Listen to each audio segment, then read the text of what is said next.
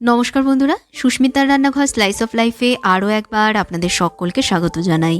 খুবই সহজ অথচ সুস্বাদু চিকেনের একটা প্রিপারেশন তৈরি করে দেখাবো আজকের পর্বে। রেসিপির নাম চিকেন মশালা। ব্যাচেলার্স ভাই বোন হোক কি নতুন রাঁধুনি, প্রত্যেকেই যাতে রান্নাটা খুব সহজে বানাতে পারে, সেই জন্য প্রেশার কুকারে আজকের এই রান্নাটা আমি করে দেখাবো। আশা করছি ভিডিওটা আপনাদের সকলের ভালো লাগবে। দেখে নিন তাহলে আজকের রেসিপি।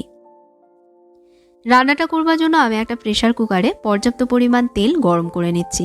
আমি সর্ষের তেলে রান্নাটা করছি, তবে সাদা তেল বা ঘিতেও আপনারা বানাতে পারেন। তেল গরম হয়ে গেছে, এখন এর মধ্যে দিয়ে দেবো কিছু গোটা মশলা। গোটা মশলায় নিয়েছি আমি এখানে 2টো তেজপাতা, 2টো শুকনো লঙ্কা, একটা দারচিনি, একটা বড় এলাচ, 3টে ছোট এলাচ আর একটা জয়িত্রী ফুলের পাপড়ি। মশলাগুলো তেলের মধ্যে দিয়ে এগুলোকে হালকা একটু সটে করে নিচ্ছি। মশলার ফ্লেভার তেলে ছেড়ে দিলেই এর মধ্যে দিয়ে দিচ্ছি স্লাইস করে কেটে নেওয়া 3টে মাঝারি মাপের পেঁয়াজ আর 2টো চেরা কাঁচা লঙ্কা। এবার সোনালি রং করে পেঁয়াজ ভেজে নেব। পেঁয়াজ ভাজতেই যা একটু সময় লাগবে বন্ধুরা, তাছাড়া কিন্তু খুব অল্প সময়ের মধ্যে এই রান্নাটা হয়ে যায়। সোনালি রং করে পেঁয়াজ আমি ভেজে নিয়েছি। ঠিক এইভাবে করে পেঁয়াজ ভেজে নিতে হবে, এর থেকে বেশি কালো করে ভাজবেন না, তাহলে আবার তেতো খেতে লাগবে। এবার দিয়ে দেবো এর মধ্যে 2 টেবিল স্পুন আদা রসুন বাটা। আদা রসুন একসাথে এখানে আমি বেটে নিয়েছি। এখন পেঁয়াজের সাথে আদা রসুনও 2 মিনিট ভেজে নেব, যাতে আদা রসুনের যে একটা কাঁচা গন্ধ থাকে সেটাও চলে যায়। 2 মিনিট ভেজে নিয়েছি, আদা রসুনের কাঁচা গন্ধ চলে গেছে। এবার এর মধ্যে দিয়ে দেব জল ঝরানো চিকেনের টুকরোগুলো। এখানে আমি হাড় সমেত 800 গ্রাম চিকেন নিয়েছি। চিকেনের পিসগুলো কারি কাটে কাটা রয়েছে। চিকেন ধুয়ে নেবার পর জলটা ভালোভাবে ঝরিয়ে নিয়েছি। এখন চিকেনটাকেও ভেজে নেব। চিকেনের গোলাপি রং সাদা না হওয়া অবধি ভাজতে হবে। গ্যাসের আঁচ হাই রেখে প্রথমে ভেজে নিচ্ছি। হাই আছে 3 থেকে 4 মিনিট ভেজে নিয়েছি। চিকেনের রং দেখুন সাদা হয়ে গেছে। এখন এর মধ্যে দিয়ে দেব টমেটো পেস্ট। মাঝারি মাপের একটা টমেটো মিক্সিতে আমি বেটে নিয়েছি। এর মধ্যে দিয়ে দিচ্ছি অল্প একটু নুন। এবার সব একসাথে মিশিয়ে নিয়ে আরও 3-4 মিনিট কষাবো, যাতে টমেটো চিকেনের সাথে কষে যায়। গ্যাসের আঁচ লো মিডিয়ামে রেখে কষিয়ে নিচ্ছি। আর বন্ধুরা, আজকে সহজ সুস্বাদু চিকেনের রেসিপিটা আপনাদের কেমন লাগছে অবশ্যই আমাকে কমেন্টস করে জানাবেন। ভালো লাগলে লাইক এবং শেয়ার করবেন, আর চ্যানেলটাকে সাবস্ক্রাইব করতে ভুলবেন না। সঙ্গে বেল আইকনে প্রেস করে দেবেন, আর যদি ফেসবুক পেজে দেখেন পেজটাকে ফলো করে নেবেন।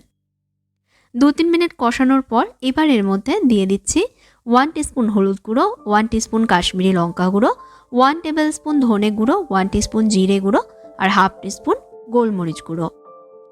চিকেনের সাথে সব মশলাগুলো মিশিয়ে নিয়ে মশলাগুলোকেও চিকেনের সাথে কষিয়ে নেব। কুকারের ঢাকনা আটকে দিয়ে একদম কম আঁচে কষিয়ে নিতে হবে। ঢাকনা থেকে সিটিটা কিন্তু অবশ্যই খুলে নেবেন, যাতে ভেতরের ভাব সহজেই বেরিয়ে যেতে পারে। মশলা থেকে তেল না ছাড়া অবধি এভাবে কষাতে হবে। মাঝে মাঝে ঢাকনা খুলে সব একটু মিশিয়ে দেবে, যাতে নিচ থেকে পুড়ে না যায় আর চিকেনের সব দিক সমানভাবে কুক হয়। এর মধ্যে দিয়ে দিচ্ছি এবার 1/2 কাপ ফেটিয়ে রাখা টক দই। ফ্রিজের ঠান্ডা দই দেবেন না, নর্মাল রুম টেম্পারেচারে দই নেবেন। চিকেনের মধ্যে দেওয়ার আগে দই অবশ্যই ভালোভাবে ফেটিয়ে নেবেন। দই দেওয়ার পর চিকেনের সাথে মিশিয়ে নিয়ে আবারও কষাবো, যাতে দই থেকেও তেল ছেড়ে দেয়। কুকারের ঢাকনা আটকে দিয়ে কম আছে এটাকে কষিয়ে নিচ্ছি।